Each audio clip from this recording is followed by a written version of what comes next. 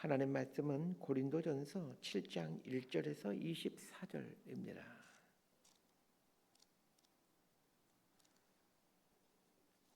고린도전서 7장 1절에서 24절까지 말씀 번갈아 가면서 읽습니다. 제가 먼저 읽겠습니다. 너희가 쓴 문제에 대하여 말하면 남자가 여자를 가까이 아니함이 좋으나 음행을 피하기 위하여 남자마다 자기 아내를 두고 여자마다 자기 남편을 두라. 남편은 그 아내에 대한 의무를 다하고 아내도 그 남편에게 그렇게 할지라. 아내는 자기 몸을 주장하지 못하고 오직 그 남편이 하며 남편도 그와 같이 자기 몸을 주장하지 못하고 오직 그 아내가 하나님. 서로 분방하지 말라. 다만 기도할 틈을 얻기 위하여 합의상 얼마 동안은 하되 다시 합하라. 이는 너희가 절제 못함으로 말미암아 사탄이 너희를 시험하지 못하게 하려 함이라. 그러나 내가 이 말을 함은 허락이요 명령은 아니니라. 나는 모든 사람이 나와 같기를 원하노라. 그러나 각각 하나님께 받은 자기의 은사가 있으니 이 사람은 이러하고 저 사람은 저러하니라. 내가 결혼하지 아니한 자들과 과부들에게 이르노니 나와 같이 그냥 지내는 것이 좋으니라. 만일 절제할 수 없거든 결혼하라. 정욕이 불같이 타는 것보다 결혼하는 것이 나으니라. 결혼한 자들에게 내가 명하노니 명하는 자는 내가 아니요 주시라. 여자는 남편에게서 갈라서지 말고 만일 갈라섰으면 그대로 지내든지 다시 그 남편과 화합하든지 하라. 남편도 아내를 버리지 말라. 그 나머지 사람들에게 내가 말하노니 이는 주의 명령이 아니라 만일 어떤 형제에게 믿지 아니하는 아내가 있어 남편과 함께 살기를 좋아하거든 그를 버리지 말며 어떤 여자에게 믿지 아니하는 남편이 있어 아내와 함께 살기를 좋아하거든 그 남편을 버리지 말라. 믿지 아니하는 남편이 아내로 말미암아 거룩하게 되고 믿지 아니하는 아내가 남편으로 말미암아 거룩하게 되나니 그렇지 아니하면 너희 자녀도 깨끗하지 못하리라. 그러나 이제 거룩하니라. 혹 믿지 아니한 자가 갈리거든 갈리게 하라. 형제나 자매나 이런 일에 구애될 것이 없느니라. 그러나 하나님은 화평 중에서 너희를 부르셨느니라. 아내된 자여 내가 남편을 구원할는지 어찌할 수 있으며 남편된 자여 내가 내 아내를 구원할는지 어찌할 수 있으리요. 오직 주께서 각 사람에게 나눠주신 대로 하나님이 각 사람을 부르신 그대로 행하라. 내가 모든 교회에서 이와 같이 명하노라. 할례자로서 부르심을 받은 자가 있느냐? 무할례자가 되지 말며 무할례자로 부르심을 받은 자가 있느냐? 할례를 받지 말라. 할례 받는 것도 아무것도 아니요 할례 받지 아니하는 것도 아무것도 아니로되 오직 하나님의 계명을 지킬 따름이니라. 각 사람은 부르심을 받은 그 부르심 그대로 지내라. 내가 종으로 있을 때에 부르심을 받았느냐 염려하지 말라. 그러나 내가 자유롭게 될 수 있거든 그것을 이용하라. 주 안에서 부르심을 받은 자는 종이라도 주께 속한 자유인이요 또 그와 같이 자유인으로 있을 때 부르심을 받은 자는 그리스도의 종이니라. 24절까지 함께 읽습니다. 너희는 값으로 사신 것이니 사람들 종이 되지 말라. 형제들아 너희는 각각 부르심을 받은 그대로 하나님과 함께 거하라. 아멘. 이 고린도전서 7장부터 마지막 장까지는 고린도 교회가 바울에게 던진 질문에 대한 답변이라고 보시면 됩니다. 이 고린도 교회에 생긴 여러 문제들을 해결하기 위해 고린도 교회는 그 몇 가지 질문을 글로에라는 사람의 편에 붙여서 바울에게 글로에를 보냅니다. 고린도전서 7장에는 이 부부관계 그리고 결혼과 이혼, 독신의 문제에 대해 다루고 있습니다. 이것은 당시 고린도 교회 안에 결혼과 이혼 같은 가정 문제들이 빈번하게 발생하고 있었다는 것을 말해줍니다. 1세기 당시 고린도 교회 안에 결혼과 관련된 문제들이 교회의 큰 문제가 되었듯 오늘날도 교회 안에 이 결혼과 이혼의 문제 그리고 부부관계의 문제는 큰 문제입니다. 또한 이 문제는 지금만의 문제도 아니고 인류 역사가 지속되는 한 계속해서 발생되는 문제입니다. 인류 역사의 결혼이나 이혼 등 부부간의 문제가 없었던 때는 에덴 동산에서 살 때뿐이었습니다. 에덴에서의 삶을 회복하지 않는 한 인류 역사에는 끊임없이 이 가정의 문제는 반복될 수밖에 없습니다. 자, 1절에서 6절까지 말씀 함께 봅니다. 시작. 너희가 쓴 문제에 대하여 말하면 남자가 여자를 가까이 아니함이 좋으나 음행을 피하기 위하여 남자마다 자기 아내를 두고 여자마다 자기 남편을 두라. 남편은 그 아내에 대한 의무를 다하고 아내도 그 남편에게 그렇게 할지라. 아내는 자기 몸을 주장하지 못하고 오직 그 남편이 하며 남편도 그와 같이 자기 몸을 주장하지 못하고 오직 그 아내가 하나니 서로 분방하지 말라. 다만 기도할 틈을 얻기 위하여 합의상 얼마 동안은 하되 다시 합하라. 이는 너희가 절제 못함으로 말미암아 사탄이 너희를 시험하지 못하게 하려 함이라. 그러나 내가 이 말을 함은 허락이요 명령은 아니니라. 이 부부가 되어 산다는 것은 이 성적인 관계를 맺고 산다는 것과 밀접한 연관을 맺고 있습니다. 어제 아침에도 잠깐 다루었지만 사도 바울이 살던 1세기 당시 아테네나 고린도 같은 도시들은 이 철학이 발달되어 있었습니다. 이 당시 교회는 이 헬라 철학으로부터 영향을 받아 영지주의 사상이 팽배해 가고 있는 때였습니다. 영적인 것은 고매한 것이고 육체는 저급한 것이다라는 생각입니다. 이러한 생각은 두 가지의 극단적인 행동 패턴을 만들어냈습니다. 첫 번째가 음행입니다. 그 육체는 아무것도 아니기에 영과 혼이 중요한 것이기 때문에 육체는 아무것도 아니야. 육체는 아무것도 아니기에 육체를 아무렇게나 사용해도 된다라는 생각입니다. 이 두 번째는 철저한 금욕주의입니다. 정반대의 것이죠. 영혼만이 가치 있는 것이기 때문에 영적인 것에만 관심을 두고 사는 겁니다. 이 금욕주의적인 생각을 갖고 있는 사람들은 부부가 되었지만 성적인 관계를 맺는 것에 대해 죄악시하는 경향이 있었습니다.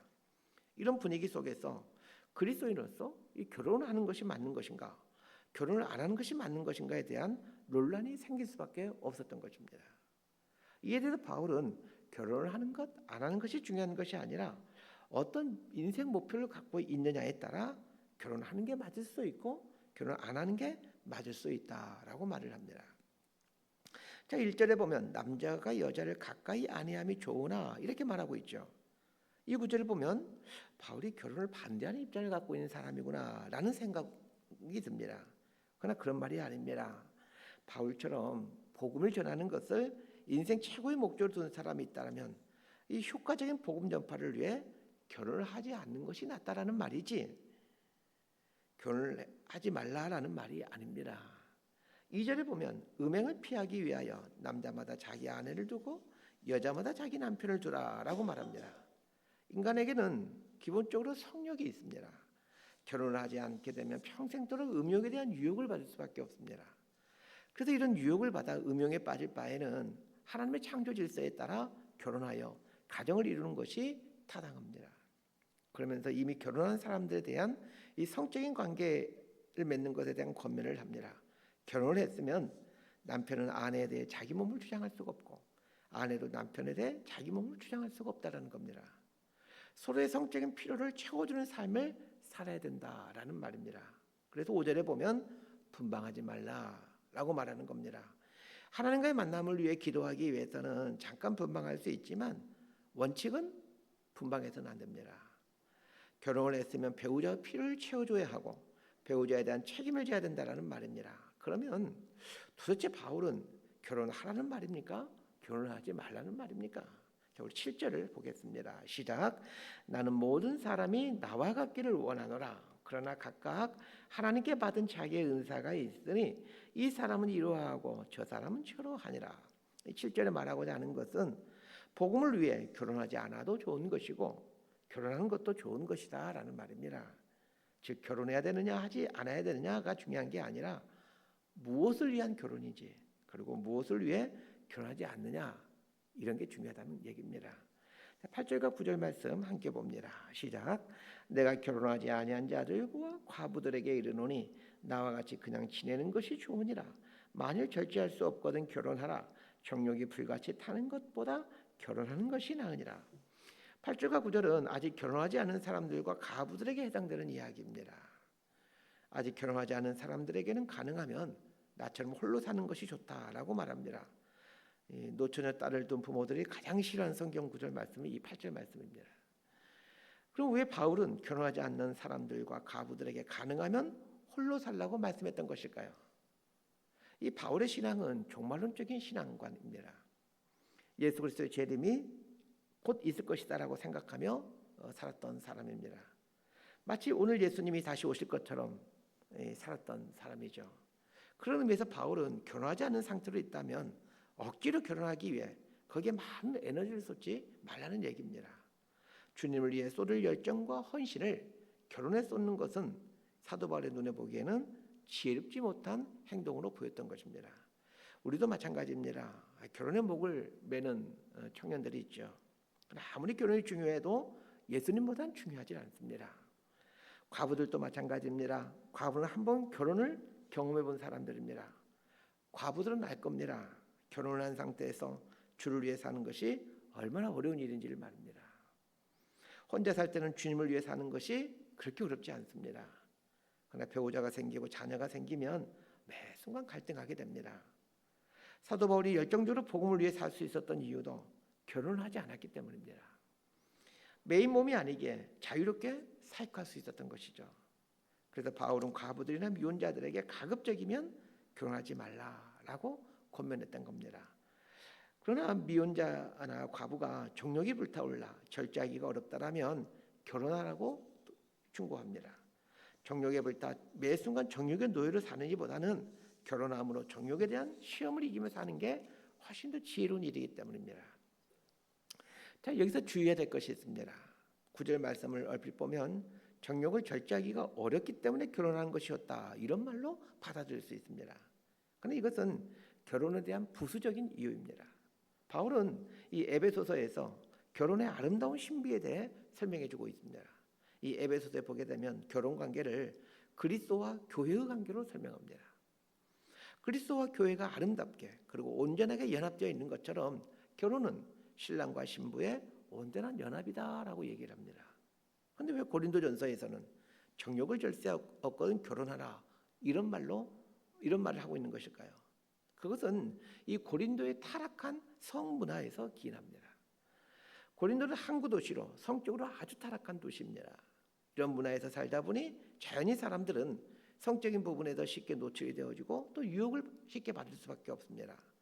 그래서 성적인 부분에서 이 결혼을 접근하고 있는 것이죠. 자, 10절과 11절 말씀 함께 봅니다. 시작. 결혼한 자들에게 내가 명하노니 명하는 자는 내가 아니요 주시라. 여자는 남편에게서 갈라서지 말고 만일 갈라섰으면 그대로 지내든지 다시 그 남편과 화합하든지 하라. 남편도 아내를 버리지 말라. 10절부터 다루는 것은 이혼에 대한 이야기입니다. 특별히 10절과 11절은 이 그리스도인 부부의 이혼 문제를 다루고 있습니다. 그리스도인은 가능하면 이혼을 하지 않는 게 좋습니다. 아주 특별한 경우를 제외하고는 가능하면 함께 사시고 혹 헤어졌더라도 다시 합하는 게 바람직합니다. 1세기 당시 고린도 교회는 이혼 문제를 다룰 만큼 당시 이혼은 사회적 유행이었습니다. 고린도의 이혼이 유행하다 보니 교회 안에도 이혼이 빈번해져 있었습니다. 교회의 아름다운 문화가 세상으로 흘러가도록 해야 되는데 이 세상에 좋지 않는 문화가 교회 안으로 들어오게 된 것입니다. 대체적으로 고대 시대일수록 남자보다는 여자가 약자입니다. 1세기 당시에도 여자에 대한 남자의 지위는 상당히 우월했습니다. 그러하기에 그리스도인 남자들 중에는 자신의 우월한 지위를 이용해 아내를 버리는 일이 생기곤 했습니다. 남자가 아내를 버리는 이유는 이 남자의 이기심 때문입니다. 그래서 바울은 남편들에게 아내를 버리지 말라라고 말합니다. 반면에 아내들에게는 남편에게서 갈라서지 말라고 말합니다. 인내하라는 얘기죠. 요즘은 꼭 남편이 우월적 지위를 갖고 있는 그런 시대가 아닙니다. 어떤 집은 아내가 훨씬 더 힘이 센 집도 있습니다. 아마 앞으로 갈수록 아내의 지위는 더 높아져 갈 것 같습니다. 어떤 시대가 되든 힘이 센 쪽은 힘이 약한 쪽을 버리지 말아야 합니다. 부부관계는 끊임없이 인내가 필요합니다. 그리고 계속해서 이기적인 마음을 버려야만 가능합니다. 내 마음의 이기심을 버려야 부부관계가 유지됩니다. 자, 12절에서 16절까지 말씀 함께 봅니다. 시작. 그 나머지 사람들에게 내가 말하노니 이는 주의 명령이 아니라 만일 어떤 형제들에게 믿지 아니하는 아내가 있어 남편과 함께 살기를 좋아하거든 그를 버리지 말며 어떤 여자에게 믿지 아니하는 남편이 있어 아내와 함께 살기를 좋아하거든 그 남편을 버리지 말라. 믿지 아니하는 남편이 아내로 말미암아 거룩하게 되고 믿지 아니하는 아내가 남편으로 말미암아 거룩하게 되나니 그렇지 아니하면 너희 자녀도 깨끗하지 못하니라. 그러나 이제 거룩하니라. 혹 믿지 아니하는 자가 갈리거든 갈리게 하라. 형제나 자매나 이런 일에 구애될 것이 없느니라. 그러나 하나님은 화평 중에서 너희를 부르셨느니라. 아내된 자여 내가 남편을 구원하려는지 어찌할 수 있으며 남편 된 자여 내가 내 아내를 구원하려는지 어찌할 수 있으리요. 자, 12절 이하에서 언급하고 있는 것은 이미 결혼을 했는데 한쪽이 믿지 않는 사람인 경우에 어떻게 해야 되는가입니다. 자, 12절부터 언급하고 있는 사람들은 이미 결혼을 한 사람들입니다. 만약 결혼하지 않는 상황에서 믿지 않는 사람과 결혼하려고 한다면 아마 바울은 반대를 했을 것 같습니다. 믿지 않는 자와 멍에를 맬 수 없다라고 하면서 이 불신자와 결혼을 반대합니다. 그러나 이미 결혼을 했는데 남자는 믿고 있지만 여자가 믿지 않고 있습니다. 그런데 여자는 남자가 그리스도인 신자가 된 것이 너무나도 싫은 겁니다. 도저히 함께 살 수 없을 만큼 남편이 교회에 나가는 걸 싫어합니다. 그래서 남자에게 이혼을 요구하죠. 당신이 교회에 나가는 한 나 당신과 살 수 없다라고 말합니다. 그러면 이혼을 해주라는 겁니다. 그러나 여자가 남자와 살기를 원하고 있습니다. 그러면 비록 아내가 신자가 아니라 할지라도 함께 살라라고 얘기를 합니다. 반대의 경우도 마찬가지입니다. 아내가 그리스도인이고 남편이 비그리스도인입니다. 그런데 남편이 아내가 예수 믿는 것 때문에 견딜 수 없이 고통스러워합니다. 그래서 이혼을 요구합니다. 그러면 이혼해 주라고 얘기를 합니다. 결혼과 이혼보다 더 중요한 것이 예수 믿기 때문에 그렇습니다. 어떤 경우든지 그리스도인이 먼저 이혼을 요구해서는 안 됩니다. 그래서 예수 믿는 부부는 이혼하면 안 됩니다. 그리스도인은 먼저 이혼을 요구하면 안 되기 때문에 그리스도인 부부는 이혼할 수 없는 겁니다. 믿는 아내와 믿지 않는 남편, 그리고 믿는 남편과 믿지 아니하는 아내의 관계에서 왜 믿는 사람이 이혼을 먼저 요구해서는 안 된다라고 말하는 것입니까? 이것은 당시 시대적 배경을 알아야 합니다. 그리스도인이 된 배우자가 믿지 않는 배우자와 부부관계를 맺는 것에 대해 거룩함과 부정함의 결합으로 이해하고 있었습니다. 그러기에 믿는 배우자는 믿지 않는 배우자와 각방을 써야 된다라고 생각을 했던 것입니다.